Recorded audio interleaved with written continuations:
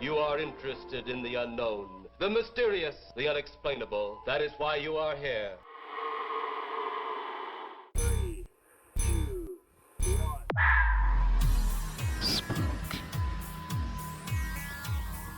We are gathered here as advisors, as scientists. The kind of place we expect a ghost to like to wander around. Hey, we all know that we're gonna die, baby. I'll help you. I'm something of a witch. Welcome to Mission Spooky. I'm your fantastic host, JC, and with me today, as per usual, is Kiki. How you doing, Kiki? Well, hanging in there, man. It's getting hotter. Good talk. Glad we had this conversation. Yeah. I have like 8 pages worth of information to talk about in this episode. What? Yeah, it's a lot. It's like me a long episode. Good stuff. You want to know how many pages I have to talk about this episode? 0. Indeed, because I'm the host. So I do zero research, and actually, I did do some boots on the ground research for You this did? episode. I went to this location, which is, and let me tell you, 2 hours and 55 hours away. I was going to say you went to the only location that was not on the list today. I don't know why that just seems so absolutely apropos for everything that we do here at Mission Spooky. Yeah. So Kiki gave me a list of places that, we'll get into in a few moments. I mean, you probably saw the title of the podcast by now, so we're going to do some episodes on abandoned places in PA. Preferably abandoned with spooky shit going on, because that's our, deal. So I went to the Scotia Barrens outside of State College, Pennsylvania, home of the Penn State Nittany Lions. Nittany Lions, yes. Go Lions. Yeah, go Lions. I don't want to get murdered by a cult, so go Lions. Go college sports ball. Yes, college sports ball. It was a long drive. I had my wonderful lady friend with me, Shannon. She accompanied me on this adventure, which was, once again, 2 hours and 55 minutes one way into the heart of Sheets country. And let me tell you what, when I saw my first Wawa on my way back, I swear I had a heart attack of happiness. Like, it Did was you just, cry? Tears of joy. I did. I don't know what people do without Wawas. Tears of joy of Wawa joy. Mind you, I also like Sheets, but, I'll tell you what they do without Wawa. They go to Turkey Hill. Hashtag sponsor us. Yo, yeah. Or they go to 7-Eleven. Also hashtag sponsor us. Sheets, reach out. I'll be your biggest fanboy. Whoever wants to sponsor us, we will wear your t-shirts like I'm an employee, but not do any work. Like, Wait, that's come just like on. being an employee, isn't it? I work very hard at my current job. I think everyone at my previous job would be surprised to see me work at my current job, because I bet I would be. I work hard. Work hard For the money. Yeah. Be careful. I'll have to pay royalties any second. It's okay. Just edit that out. Or don't. I don't care. Yeah, right? Do I edit anything out that you tell me to? Yes, and you put it in the blooper reel.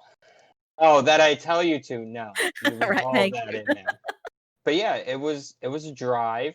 Now we took 78 to 81 to 322 to fucking, I don't even remember. But those were like the big roads. We drove past like Harrisburg on 322, and Shannon and I got to see the miniature statue of the Statue of Liberty. Oh, good for you. That's cool. That is in the Susquehanna, whatever river that is. I It's want to say probably it's the Susquehanna. Susquehanna. Yeah, it is for sure. Yeah. Because Schuylkill's by Reading. Yeah, so Susquehanna. And Philly. Yeah. Yeah. So we got to see that as we drove past it, and it was a real nice day. And you got ice cream?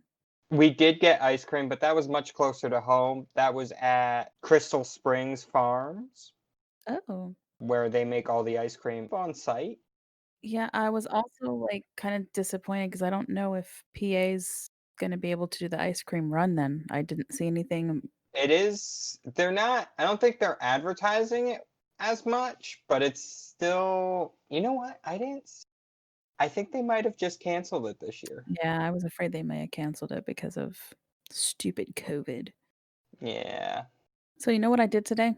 I mean, I do know what you did today, but I'm guessing you're gonna want to tell our listeners what you did today. So I'll just be, no, Kiki, what did you do today? I went to a bridal shop to help my Burn it sister down. find a dress. Well, I hear they have lots of dresses there. Was there a specific dress she was looking for, or just A wedding dress, yeah. she's getting married? Yeah. So my littlest sister and my little brother are both getting married. Aw. To each other? That's weird. Oh no. Oh my God. I thought that wasn't Hey, allowed this outside of is not certain West states. Virginia. Sorry, West Virginia, we love you. We're just joking. One of my very good friends lives in West Virginia, who he may or may not be listening. So, hey, buddy, love you. Just joking. You're fantastic. Anyone that listens to us in West Virginia, obviously fantastic. Dude, no, West Virginia is gorgeous. It really is a beautiful state. I was gonna say city. Oh man, yeah, you're so small. You're practically a city. We went dress shopping, and she bought the first dress that she really fell in love with. I think that kind of happens with most of us. We go crazy, we go shopping, and then we're like, you know what? Fuck it. I don't want to go to anywhere else because looking for bridal dresses is really annoying and stupid. And oddly enough, my sister-in-law to be did exactly the same thing. She bought the very first dress that she tried on. So ladies, sometimes just go with your instincts on the first one. You know, there's no point in traveling around to 6 other places, and this is boring. All right, yeah, so we got a long episode, so we are gonna take a quick break here for our sponsor and for our promo this week, which is going to be a Legendary Africa podcast, which is a slightly factual, mostly comical African myth and legend podcast with sisters Thashira and Rashalia. Really great podcast. Love it. They're out of South Africa. So that's who you're going to listen to now. And then when we get back, abandoned places of Pennsylvania.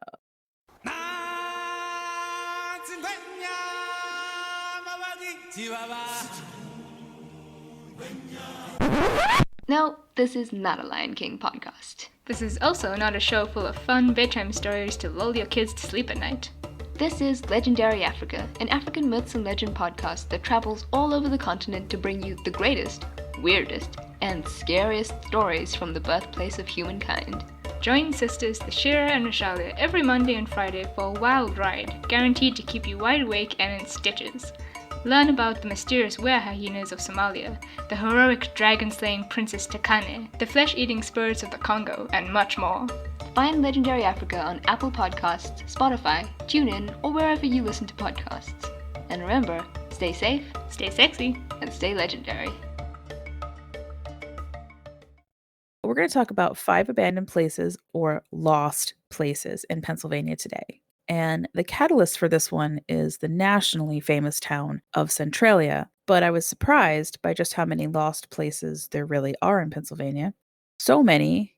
This is going to be part 1 of however many it takes to tell their tales. So many others who are obsessed with abandoned places often find myself drawn to old, dilapidated buildings and overgrown structures. And maybe it's like that kind of second sight that you can feel the residual energy floating around of what used to be there. I know, JC, you kind of love looking at abandoned places too. I sure do.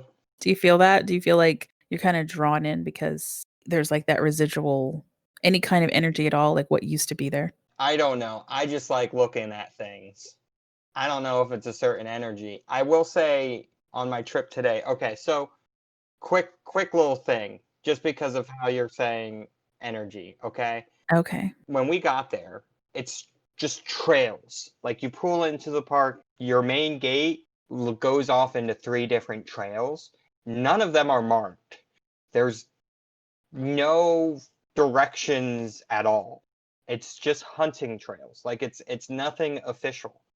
So it's just, yeah, you're out here, have fun. I got to the main ruins via, I want to say, like 6 or 7 forks in the path, like, and I just chose the right way every time, and we didn't have to backtrack and we didn't make a wrong turn, and it only took us like 3 or 4 minutes to get there.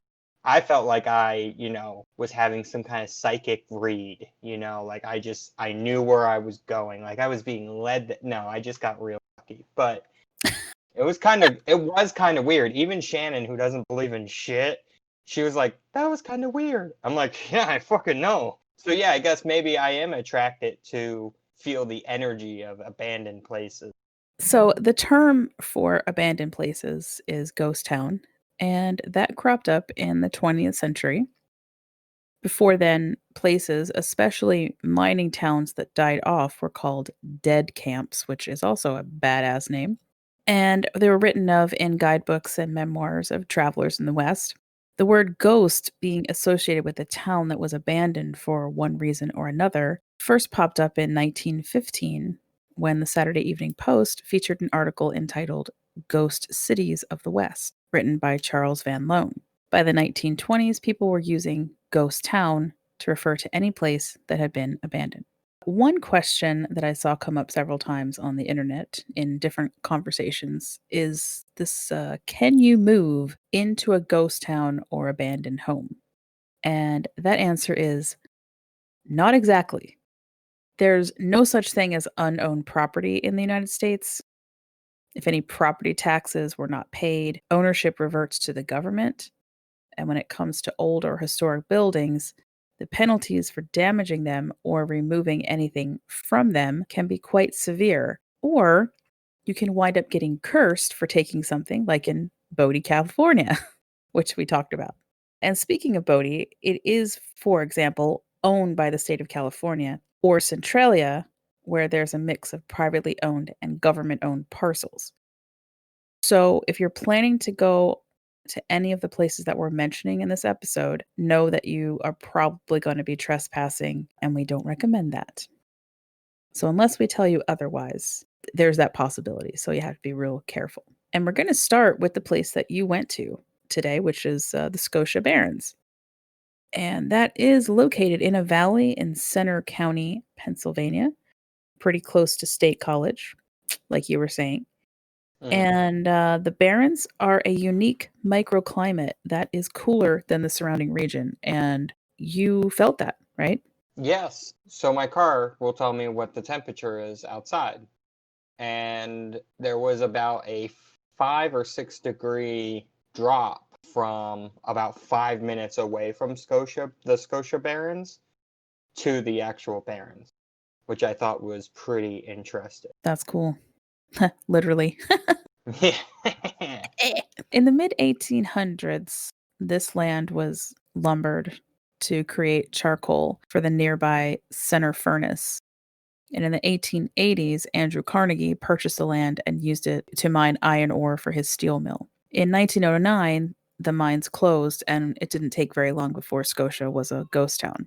While some logging continued to occur on the land, it was finally officially protected by the PA Game Commission in the early 1940s, and that's why you can go visit there today and not get in any trouble, right? Like there's parking area, etc.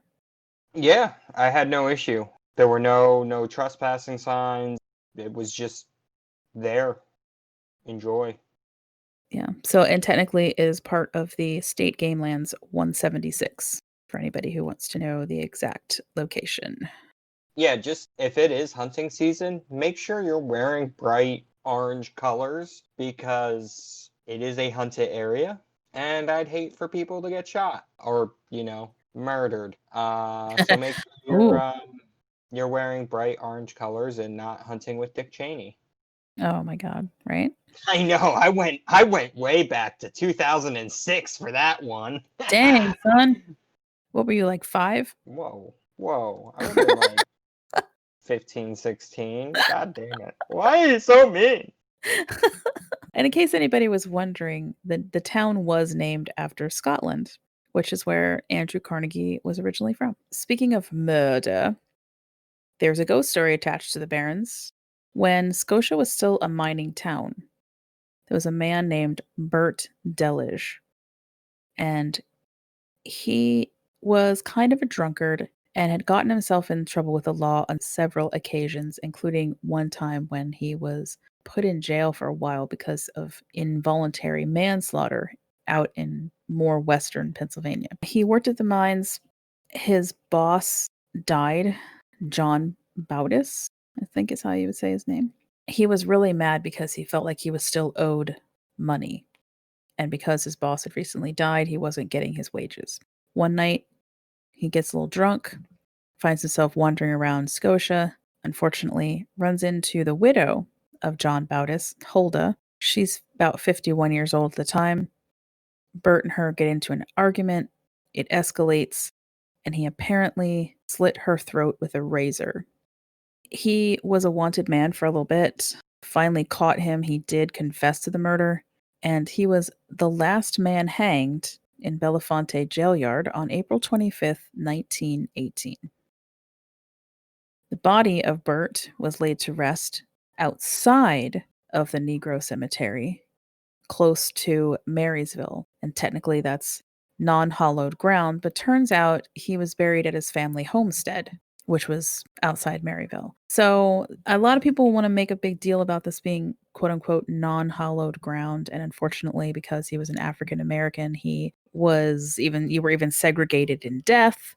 So the family decided to just have him buried on the family land. Since then, we've had multiple sightings of Bert's ghost hanging around, supposedly late at night, probably because that's when he was walking home. In the 1980s, there was a group of hunters. This becomes like one of the more talked about ones.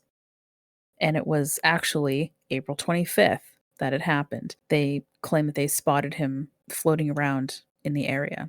Supposedly, the hunters did not know about the story of Bert. So when they come back and they tell everybody that they've seen him, this, apparition of this black man floating around, that people then were like, oh my gosh, Bert died not far from there. Now, the people say that his resting place has been lost unless you're a family member and you know how to find it. And that's because someone did remove the stone marking his grave. Wow, that's shitty.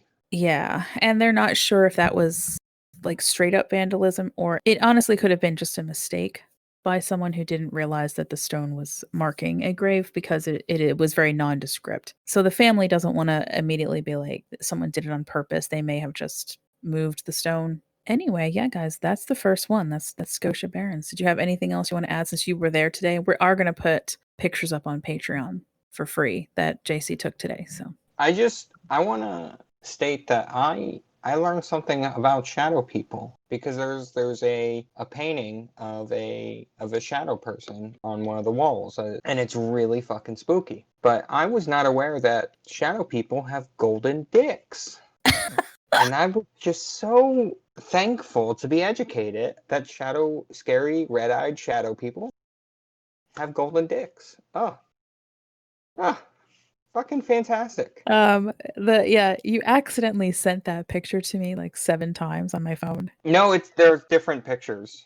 But I sent you all the ones I took, because that's how I am as a person. But okay, so I got 2 sets of pictures. One set was just that picture 7 times, the same exact picture, and then the second set was like the different sets of pictures. It was. So I was like, did you see really want to there's a hammer home video. this dick pic. Yeah.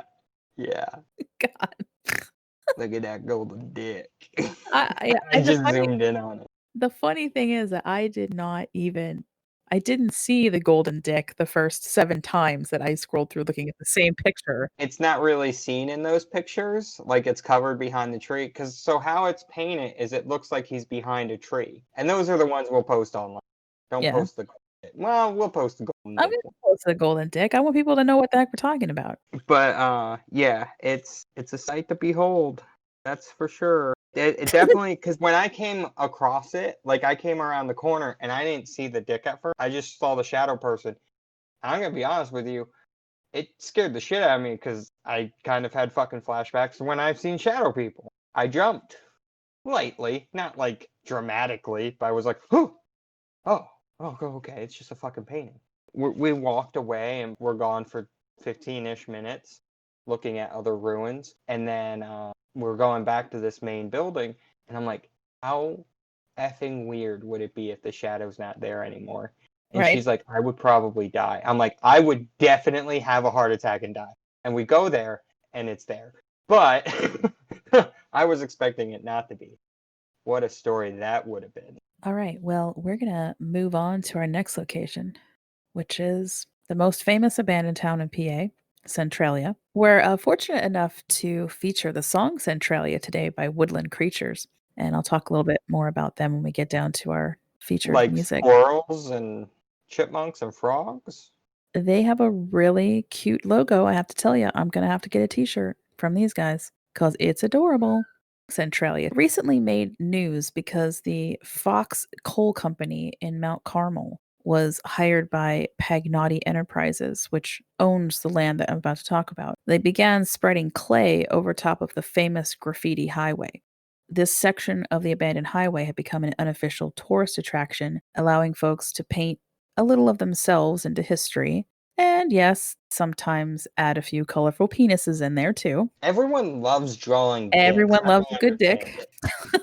There was a petition to stop the process sent to Governor Wolf. The basic gist was that Pagnotti gave only a day's notice on what they were about to do, and that they did it during the COVID crisis in order to hide covering up the graffiti within the news cycle. And it certainly seems that way. And I quote, "The company states the reasoning for closing the site involves littering and liability, yet these same concerns have been raised since the 1960s. The petition read, "Rather than destroying this landmark, why not sell the land back to the government or find another peaceful resolution? Don't let this tragedy go by unnoticed." And I have to agree that it appears that Pagnotti Enterprises is run by a bunch of dicks, because this was a dick move to serve no other purpose other than to prove overwhelmingly that they are good at being dicks. Mm-hmm. That last name sounded real familiar, right? Pagnotti. You know why? No, I don't. Because it reminds me of Luigi Pagnotti, who used to work for Santo Volpe. Go back to episode number 1, guys. Santo Volpe, the king of the night. And Luigi used his ill-gotten gains to open a coal mining company. And yeah, we're members of the Bufalino crime family. Anyway, look at that. We managed to plug episode number 1. I mean, could he just share the same last name, or are you saying No. like he? No, it's obviously a direct relative. You have facts to support that. We're just gonna say this guy's a criminal. Oh, no. I didn't say that Pagnotti Enterprises is a criminal enterprise. This is exactly what the episode number 1 is about. That a lot of these original coal companies were owned by crime families that were in the mafia in anthracite country out here in this exact spot in Pennsylvania. Now, am I saying that Pagnotti Enterprises today are a bunch of criminals? No. But am I saying that they're a bunch of dicks for doing this? Yes, I am. Okay. Yeah, I that's fair. just don't want to be accusing anyone of No. I'm not accusing them of being criminals. No. They just could have gone about this a much, much nicer way. And it's not like this company has not been in trouble before with the liability issues. They got in some trouble. Another part of the mine that they owned, where a guy drove off one of the access roads to his death down into a God. mining pit. So I kind of understand the viewpoint of, well, we don't want people coming out and getting hurt because we've already been down that road before and gotten sued because of it. But you can't just drive up it and then drive into a pit, you know? Like they could have, I feel like they probably just sort of sold it back to the government. So to be kind of fair, have you ever been there within like the last 10 years? I have not been to the graffiti highway. No. Okay, so I have some unique information on this because I have been. All of Centralia is dangerous to be at. Like it's inherently dangerous. We're going to get into that in a minute. I'm just saying. So to get to the highway, because it's not like connected to anything, you do have to walk there. Like, because you can't just drive to it because it is like closed off and it's separated from the rest of the roads. Right, because it's not going to be used anymore. It's not safe. There were some safety concerns. I'll agree with their, okay, maybe. Well, It's been how many years? And it's getting worse every year. But my point is then, if you don't want the liability, sell it back to the state. The state would have taken it back and they could have turned it into a memorial almost. Now instead the whole thing is covered up, and it's a piece of Pennsylvania history that is now gone, which seems to be a huge problem when I get to talk about two of the lost towns. It's all about money over history, you know? Mm-hmm. Anyway, sorry. No, that's fine. So, 1956, Pennsylvania passed a precautionary law stating that landfills near strip mines needed to have special permits and regular inspections as they were known to cause mine fires. The Centralia landfill had been inspected and found to be a possible danger. The inspector suggested that the pit be filled with non-combustible material to prevent a tragedy. The Memorial Day cleanup plan for that year was made by the city council, although notes from the meeting don't specify that fire was to be used in the cleanup. Members of the volunteer fire company set up and created what they believed to be a controlled fire. The fire was ignited on May 27th, 1962, and it's been burning underground ever since. The prevailing theory on the fire is that the borough's deliberate burning of trash on May 27th ignited a coal seam via an unsealed opening in the trash pit, which allowed the fire to enter the labyrinth of abandoned coal mines under Centralia. And for further reading on that subject, I recommend David DeCock's book entitled Fire Underground: The Ongoing Tragedy of the Centralia Mine Fire. And I'll try to remember to provide a link for that from the show notes. There's a couple of theories also out there about what may have happened. One of them was called the Bast fire theory, and that was disproved. And what was that theory? Just knowledge. Yeah. The theory stated that the fire was actually part of the Bast Colliery coal fire of 1932, and it had never been extinguished, and then it just finally reached the Centralia coal seam. But there were two eyewitnesses that claimed they were operating a bootleg mine nearby. And then if that were true, then both of them would have died due to poisonous gas inhalation by then. So there's also another theory that the fire started before the 27th, but that doesn't quite add up. And since the city council attempted to hide the nature and severity of the fire just days after it started, I'm not inclined to believe either one of those other theories either, as far as it starting before. I'll just give you guys a quick timeline of Centralia so that you understand like how long it's been going on, how bad things got. So in 1984, the federal government allocated $42 million to help relocate residents. In 1992, Governor Bob Casey invoked eminent domain, and the residents lost that battle. Yes, guys, there were people who did not want to leave, even though the place is burning and poisonous gas is coming out of the fucking ground. But this is our home, guys.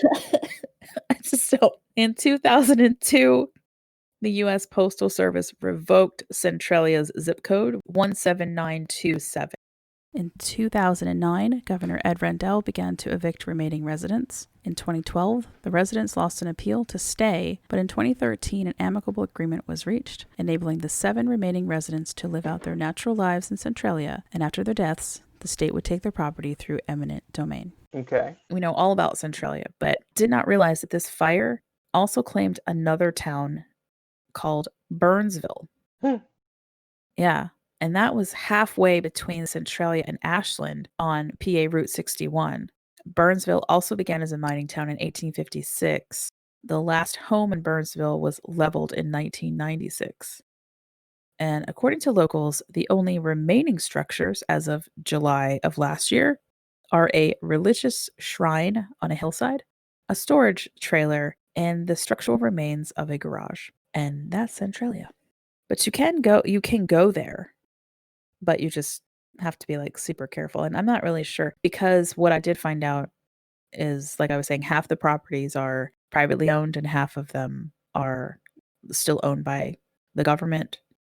Mm-hmm. So yeah, it's kind of like, you got to be really careful about just, wandering around. Don't vandalize. And I wouldn't recommend staying there for very long. Poisonous gas and all. My aunt actually lives out that way. She's always like, yeah, you can come visit me and then we'll take a ride to Centralia. So the next one on the list is a place that I've been to many times, but didn't realize was actually abandoned, and that is Frick's Lock. Oh. My father retired from Philadelphia Electric Company, and because of him being employed by them, I had gone through Frick's Lock quite a few times.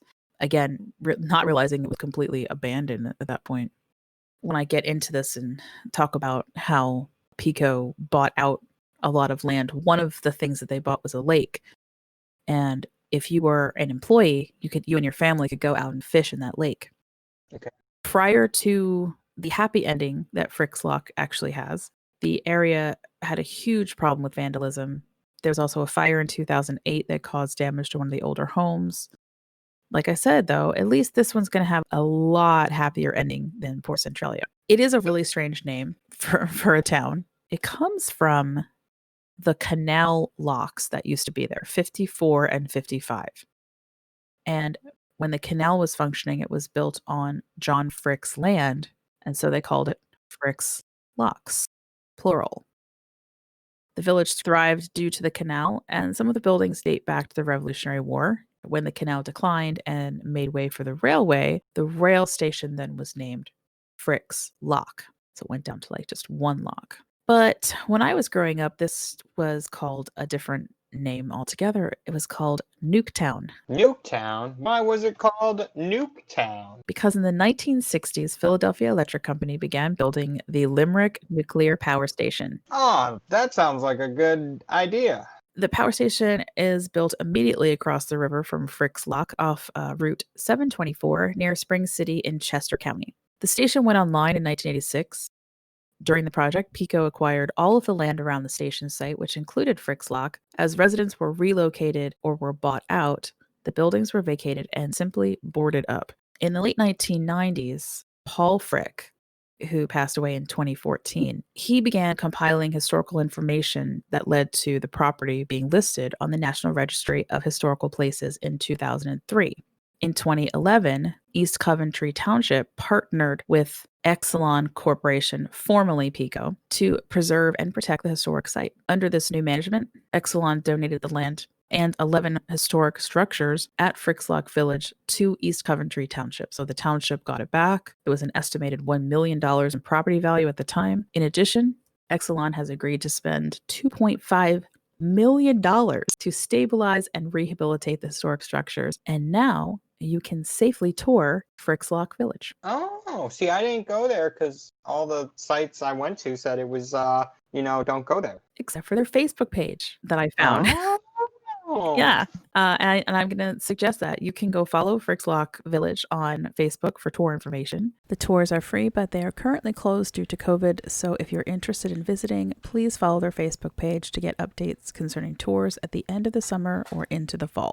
And there are many folks who used to visit this location when it was truly abandoned, and it sort of got a reputation for being a haunted hotspot. Apparently, a lot of residual energy down there, and now you can go there for free without getting hunted down by the police, which was actually a really big thing. Like I said, when I was a kid, didn't realize it was going on, but there was a lot of vandalism there, and the cops were always out there, which is why when I wrote to you about abandoned places, JC, I originally told you don't go there because there's such a police presence because of all the vandalism, and then they had that fire in 2008. Yeah, and then it turns out it's got a really nice happy ending. Well, that's good. Yeah. And if you want to be a docent down there, they have a volunteer area on Facebook page that you can contact someone and sign up. So if you feel like giving historic tours and you're down that area, they'll be looking for people, for next year.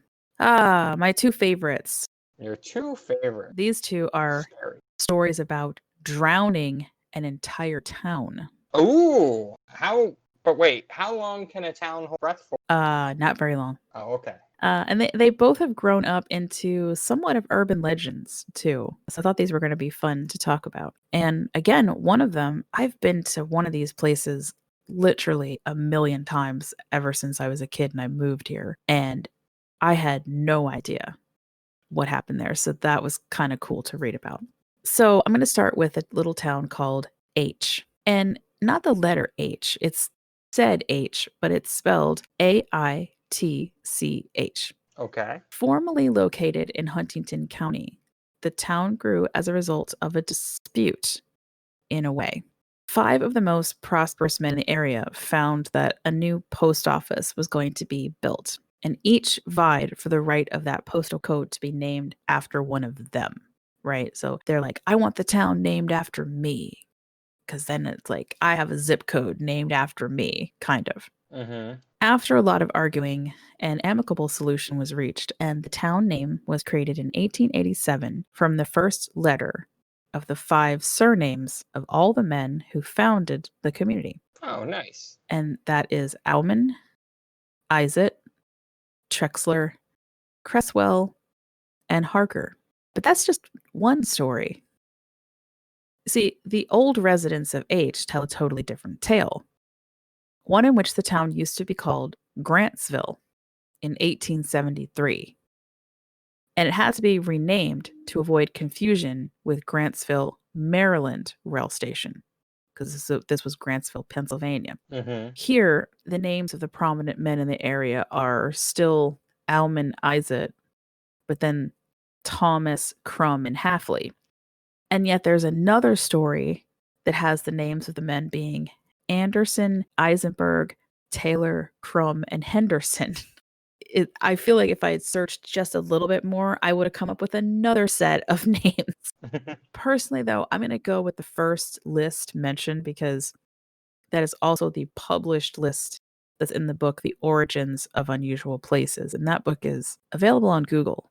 You can read it for free. As with the next town that I'm going to be talking about, this one was plowed under to make way for a reservoir. Oh yeah, JC, you're going to love this one too. Oh, am I? Yes. Nice. Oh, is this the one I told you about? No, I don't think No? so. No, but you're probably going to start recognizing some names. Okay. So Aitch sat on the Raystown branch of the Juniata River, an area viewed by 19th century businessmen as an excellent site for hydroelectricity. So first came the dam, and then came the lake, which was sort of an afterthought opportunity to create a recreational area with everything from boat launches to lakeside cottages. Mm-hmm. But in order to build that, the Army Corps of Engineers needed more land, privately owned land, and so began the buyout of the locals. Mm-hmm. The buyout, though, led to a completely fabricated story. Oh. Yeah, one that told that a tale of the landowners being plowed under by those that wanted the property, and that they now laid at the bottom of the lake under hundreds of feet of water, their ghosts trapped inside drowned houses. This, of course, is easily refuted due to the original families saying that they were given fair market value for their property. Wait, of course that's what they'd say after watching what happened to the people that didn't fucking leave. Okay. Right? They said they had ample time to find new homes and remove all of their belongings before each house and building was plowed under to make way for the lake. According to the park rangers, there's just one modern structure still intact at the bottom. The powerhouse from the old dam is there, but is deep underwater, so deep that visitors can't dive down to get a look without professional certification, as it is outside of sport diving safety limits. There's also the legend of the Native American hunting shelter, and this one is true. Before the area was flooded, an archaeological salvage team dug up all the artifacts, which included bones, fishing hooks, and tools. This was a hunting shelter, so those were not human remains. The ancient rock shelter does lie at the bottom of the lake. Because why not have one more strange story attached to this lost village? And JC, you should recognize this by now, because this is Raystown Lake. Raystown Lake. Known for Pennsylvania's version of the Loch Ness Monster, the Raystown Ray. Oh, no. I am not going to get into that because we will cover Raystown Ray as a cryptid in a special episode that we're going to dive into over the summer. Oh, yes, we will. So my second one is a second lost town is Tohickon Village, and this one is not quite so happy and not such a nice ending. Lake Nakamixon, which is only about 20 minutes from where I live, was completed in the 1970s with the sole purpose for recreation, and the state evicted 290 landowners and destroyed an 18th century village in the process. And this idea was brought forth by Maurice K. Goddard. then Secretary of Pennsylvania Department of Forest and Waters, Goddard was quoted as saying this to the 800 locals who fought against the eminent domain proceedings. It's unfortunate that you're in a reservoir, but it's God's will. As in Goddard himself. Goddard thought that lakeside recreation was more valuable in the 20th century than the village founded by the Stovers in the mid-18th century. For over 200 years, the village was a prosperous farming hub, turning out stone-ground wheat and rye flour for the Great Valley Mill. But none of that mattered to Goddard, who was determined to create 45 state parks spread out so that every Pennsylvania resident was within 25 miles of an outdoor recreation facility. Oh, what a good guy. Yeah, sure, okay.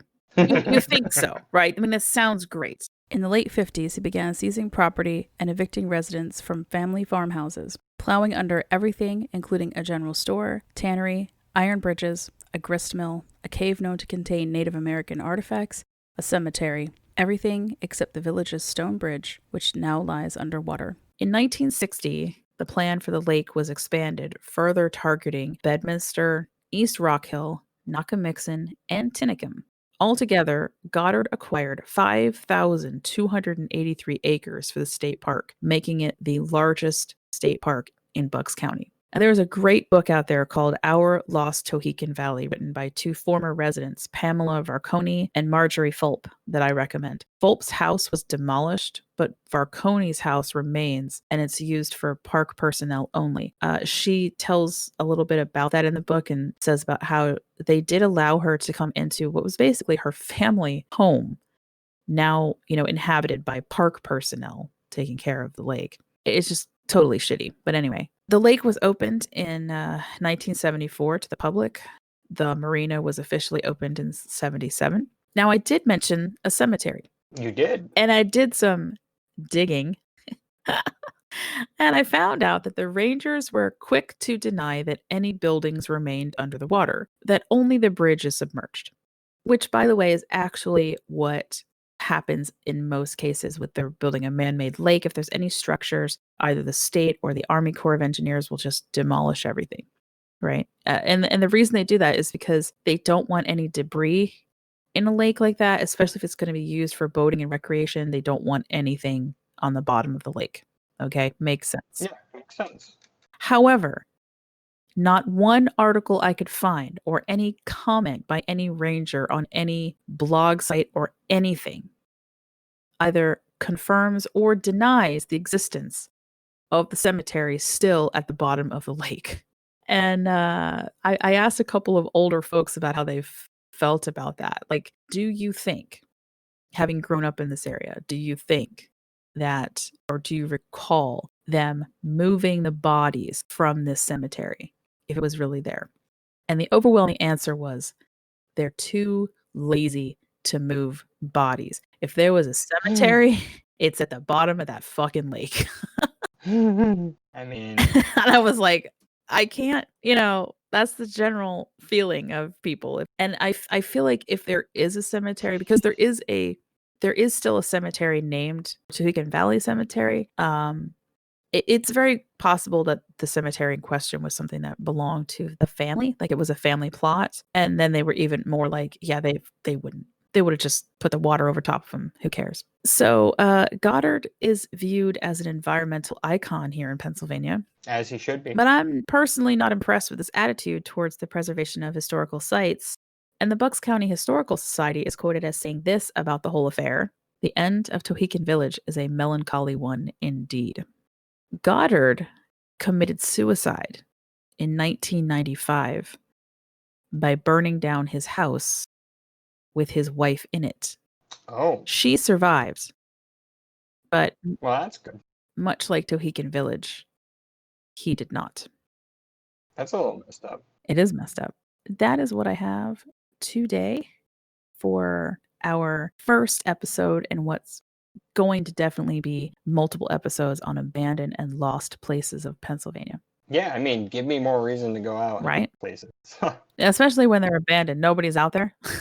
Yeah, I mean, I hate people, so I mean, generally speaking, except for our listeners. I love all of you guys. Oh yeah, They're fantastic. They're beautiful people. And you know why I love you? Because you're just listening. I don't have to like physically be in the same room with you.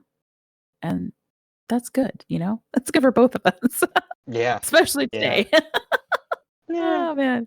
I wouldn't mind being in the same room with some of our listeners today. Oh no, you I'm know, just just some of them. I'm talking about COVID. I'm not. Yeah. You're talking about I'm what? talking about COVID, like being in quarantine. Oh, Yeah, no. I guess. No, we have awesome group of listeners. Yeah. You guys are very active on Instagram and Twitter, and I love it. It's awesome. Yeah, you guys are wonderful. So we are back to our normal schedule and how we handle things. And so today we have a musical guest. As I said before, that is Woodland Creatures with their song Centralia. They are a female-powered indie rock band out of Pittsburgh, PA. They've got a new EP coming out in just a few weeks called Rooted. And you can follow them right now on Instagram and Facebook. And their website is woodlandcreaturesband.com. As I said earlier, I love their logo and they do sell t-shirts. And I'm pretty sure I'm going to be getting one of those soon. And when we get back, we're going to do our shout outs and spooky squad. If you want to join the squad, head on over to patreon.com/missionspooky. We have tiers at the $1 and $5 level. One single buck gets you our undying gratitude and a shout out on the cast, and also gets you access to our blooper reels. I believe there are 4 of them. I have number 5 coming out soon. Yeah, I say so much dumb shit. I'll never run out of content. Yeah, whatever the fuck these things are. The $5 level gets you access to our new movie reviews. We have Draug out already. We did The Witch for June. You have until the end of the month to watch The Witch, and if you want to sign up for the $5 level, you'll get our review of The Witch by the end of the month. And we had our special guest Cord come back on and do that one with us, so that was really cool and fun. Yeah, he had a lot of insight to The Witch. Yeah, Cord's a great guy. You can feel free to email us any questions or comments on any of the previous episodes or this one. If you're a PA, New Jersey, Delaware band, and or you own your own music and would like to be featured in the podcast, please feel free to contact us through private message or Instagram. Our email is missionspookypodcast@gmail.com. You can find all of our musical guest songs on Spotify by typing in Mission Spooky 2020 in the search bar. We are continually adding to that list. Centralia will be on that list. And you can follow us at Twitter and Instagram at Mission Spooky. And now you can still follow us on our Facebook page that I barely use. I'm sorry, guys. I'm trying to be good about it. JC, you did post some stuff, but you also ruled out with An iron fist. Yeah. Mm-hmm. Don't forget to rate and review us on iTunes and Podchaser. Just be kind. Be kind to all podcasters. Okay. Do you have anything else to add to? The only thing I'm going to shout out is my nonprofit, the Sword Bag Society, is co-hosting, doing a fundraiser with the Mahoning Valley Cinema July 17th and 18th. That weekend, it's a Friday, Saturday, we're going to be playing Robin Hood, Prince of Thieves, with Costner in it. The 1991 Prince of Thieves. Fantastic movie, okay? We don't need your criticisms. I'm not saying a word. Goddamn right you're not. And then a superior movie after that. We will also be playing Men in Tights, Monty Python. Oh, I'm sorry, No, you're Monty not. Python and the Holy Grail. I know what your nonprofit is playing and doing. Would you like me to help you? I've been up since 4 a.m. I know, that's why I'm like.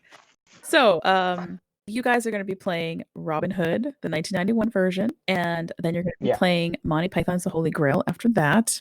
And the cool thing is that you guys are going to be doing some bow and arrow demonstrations with bows and arrows that you have made yourselves, which is very cool, and also some combat demonstrations, again with swords, quote unquote swords that you guys have made yourself, because all of it is for your LARPing nonprofit called Sword Tag Society. So it is going to be a blast for children and adults alike. Definitely suggest going. It's a fun time.